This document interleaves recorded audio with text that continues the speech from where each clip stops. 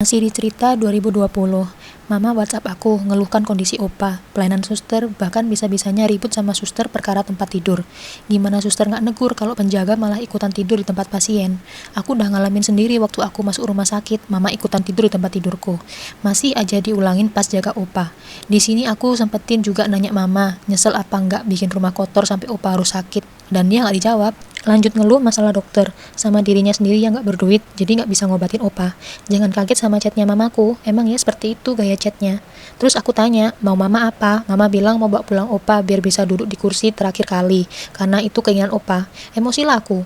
Aku tanya ulang, nyesel gak sama rumah sampah yang udah bikin Opa sakit? Tetep aja no respon. Di sisi lain, aku juga gak boleh kelewatan kasih info ke teman Opa. Lanjut lagi ke chat mama yang nanyain kondisi Opa ke aku. Ya aku juga bingung dong, gak tahu harus gimana.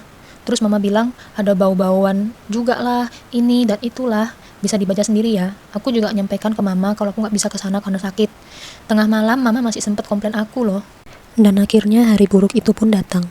Tanggal 15 jadi pertemuan terakhirku sama Opa. Terus aku sakit dan harusnya hari ini aku ke rumah sakit sama bawain kebutuhan-kebutuhan Opa dan mama.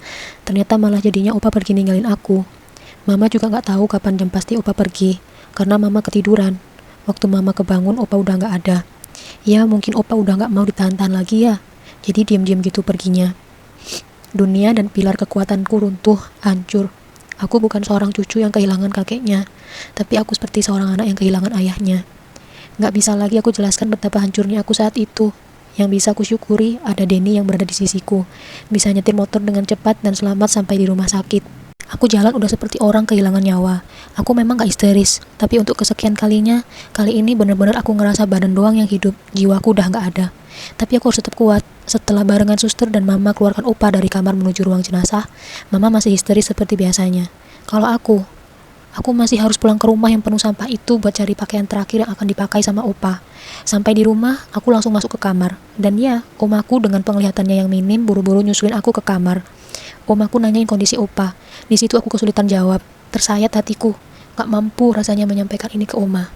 Dan Oma langsung bilang, "Papa kenapa? Jawab dong, itu suamiku loh, aku berhak tahu."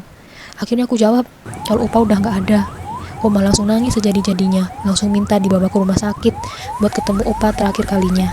Aku harus pesan taksi online, karena Oma juga kesulitan berjalan.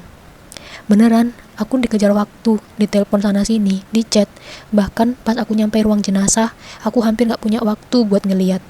Bentar banget, karena waktu itu peti udah mau ditutup. Sakit aku nyaksikan Oma yang nangis di dekat peti Opa. Sesingkat itu, untuk menyaksikan Opa buat yang terakhir kalinya. Iya, lagi-lagi karena rumah penuh sampah itu. Opa gak bisa disemayamkan dengan layak di rumah. Harus cepat-cepat dikuburkan. Ini nyata, atau mimpi? Kalau mimpi, kok sakit banget? Kok nyata banget? Nggak ngerti harus gimana lagi aku ke depannya.